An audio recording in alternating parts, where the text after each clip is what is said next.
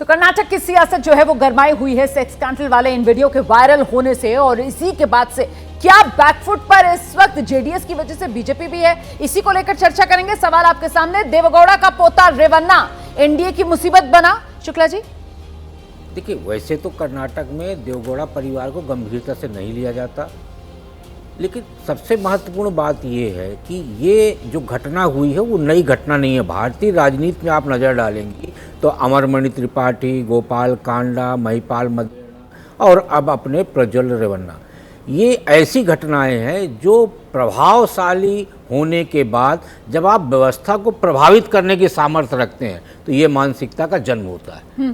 इसमें मुझे लगता है कि प्रज्वल रेवन्ना को लेकर भली ही एसआईटी हुई है पर उनका कुछ होना नहीं है।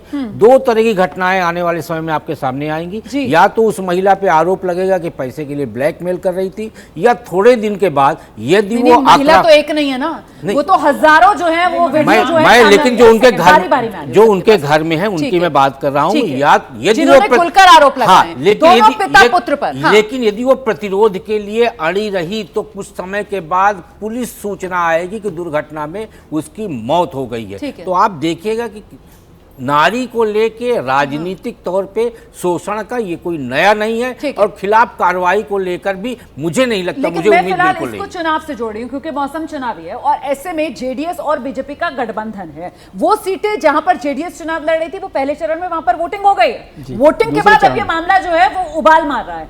ऐसे में क्या इससे बीजेपी को घेर सकती है कांग्रेस पार्टी कर्नाटक में? विजय जी, नहीं, जो आपने कहा उसको पहले थोड़ा सा समझ लीजिए कि कांग्रेस की सरकार वहां पर है, सिद्धारमैया साहब मुख्यमंत्री हैं, डीके शिवकुमार हैं, और ये घटना पिछले 5 साल से चल रही है। तो इसका मतलब ये नहीं कि केवल एफआईआर होने की वजह से ही ये सारी चीज़ सामने आई है, नहीं पता है।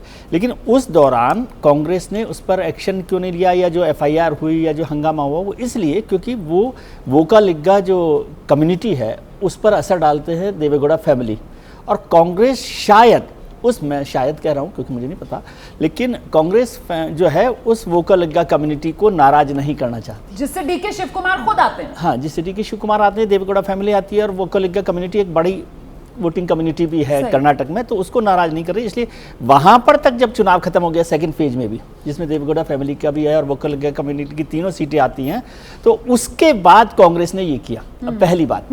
दूसरी बात, इलेक्शन में बीजेपी को जेडीएस के साथ जब अलायंस किया तो जो उनके एक और नेता हैं जो रेवन्ना से हारे थे, उन्होंने पहले ही बताया कि हमने भारतीय जनता पार्टी की, अपनी पार्टी की लीडरशिप को इस बारे में इन्फॉर्म किया था और कहा था कि ये नहीं करना चाहिए। लेकिन वहाँ पर विनेबिलिटी फैक्टर, जिसको बीजेपी आजकल, वैसे तो इलेक्शन में हमेशा विनेबिलिटी फैक्टर काम में लिया जाता है, उस विनेबिलिटी फैक्टर को देखते हुए, यानी ये नहीं है कि बीजेपी लीडरशिप को इस बारे में जानकारी नहीं थी। आज जो कहा जा रहा है कि हम कठोर कार्रवाई करेंगे, तो ये तो जानकारी आपको पहले ही थी, और आपको देवेगौड़ा के दबाव में आकर आपने प्रज्वल को टिकट दिया, तो इसकी जिम्मेदारी तो विनेबिलिटी के चक्कर में विनेबिलिटी जो है सबसे इम्पोर्टेंट है, टिकट दिया, और कांग्रेस जो है वोकल लिग्गा को नाराज नहीं करना चाहती, इसलिए जब तक वहां एक्शन हुआ नहीं उस समय तक। ठीक है, आइए मुकेश जी। बिल्कुल, देखिए, मुझे ये लगता है कि पहली बात तो ये कहना कि देवेगौड़ा या उनके परिवार का असर नहीं है कर्नाटक में, ऐसा होता तो भाजपा उनसे गठबंधन करने के लिए इतनी आतुर नहीं होती, और उनकी सभी शर्तों को मान के उनके परिवार के इतने लोगों को टिकट देना और सभी को एकोमोडेट करना ये संभव नहीं था। जब भी भाजपा किसी से गठबंधन करती है तो उसमें बहुत सारी चीज़ें, लेन देन की बात होती है, तय होती है कि कौन से कैंडिडेट होंगे, किन के लिए प्रचार करेंगे प्रधानमंत्री, और अपनी साख दाव पे नहीं लगाते हैं। क्योंकि अभी देखेंगे कि भाजपा ने एनडीए के लिए हर ट्वीट में आप देखेंगे टॉप लीडरशिप भी कहती है कि हम एनडीए के लिए काम कर रहे हैं, हम एनडीए का काम कर रहे हैं। तो अभी एक और छोटा संदर्भ देना चाहूंगा, दक्षिण भारत की कुछ समय पहले की ही घटना है जिसमें कि एक क्राइम सीन हुआ था, एक लड़के ने एक लड़की को मार दिया। भाजपा ने राष्ट्रीय स्तर पे उसका प्रेस कॉन्फ्रेंस करके राज्य सरकार को घेरा, कहा यह कांग्रेस पार्टी, बिल्कुल, और उसमें लड़के ने लड़की को मार दिया, राज्य सरकार उस पर एक्शन ले रही है, लेकिन यहां पर राष्ट्रीय स्तर का मुद्दा बनाया, जबकि उसका कोई राजनीतिक बैकग्राउंड नहीं था, किसी तरह की उसको बैकिंग नहीं की जा रही थी। लेकिन यह तो सीधा सीधा जुड़ा हुआ मामला, इस पे कम से कम भाजपा के शीर्ष नेतृत्व को थोड़ी सी सदा सहता दिखानी चाहिए थी। इतना तो कहना चाहिए था कि हमसे कोई चूक हुई, हम इसको गंभीरता से लेते हैं। ये नहीं कहना चाहिए, ब्लेम गेम नहीं कि राज्य सरकार से क्यों नहीं सवाल पूछते, हमसे क्यों सवाल। नहीं, सवाल ये है इसका चुनाव पर क्या असर पड़ेगा, मैं इस पर बात करना चाह रही हूँ। जनता इसको कैसे परसीव करेगी, नेता को क्या करना चाहिए वो तो देखिए आपके हमारे कंट्रोल में है नहीं। प्रदीप जी, किस तरीके से आपको लगता है चुनाव में ये प्ले अप होगा और जनता का इसको लेकर क्या रिएक्शन ले सकता है? नहीं, देखिए, मैं तो मानता हूं कि भारतीय जनता पार्टी की भी जवाबदेही बनती है। ऐसा है कि प्रज्वल रेवन्ना के बारे में जानकारी ना हो, ऐसा नहीं है। गैर जानकारी में हुआ होता तो बात दूसरी थी।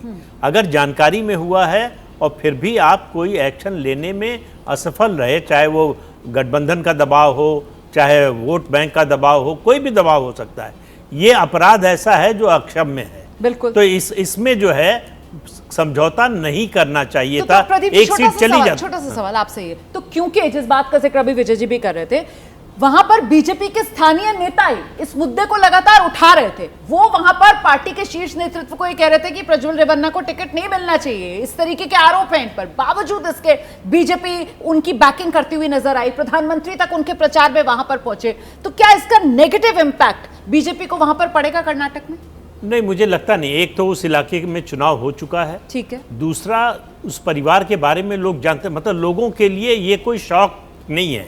ये ऐसा नहीं है कि लोगों को सुन के बड़ा धक्का लगा कि ये पहली बार पता चला। उस परिवार के बारे में, उस परिवार के चरित्र के बारे में लोगों को पहले से पता है। इसके बावजूद वो जीते थे पिछला चुनाव। जब ये सब लोगों को पता था, बिल्कुल, एक स्थानीय स्तर पर लोगों को पता होता है। हाँ, तो पार्टियां ये कैलकुलेट करती हैं कि इसका पॉलिटिकल लॉस कितना होगा। अगर राजनीतिक नुकसान होना है तो अलग तरह से रिएक्ट करती हैं। अगर लगता है कि राजनीतिक नुकसान नहीं होगा, केवल एक मॉरल क्वेश्चन है, नैतिकता का प्रश्न है, तो उस पर सवाल उठाती हैं और उससे किनारा कर लेती हैं।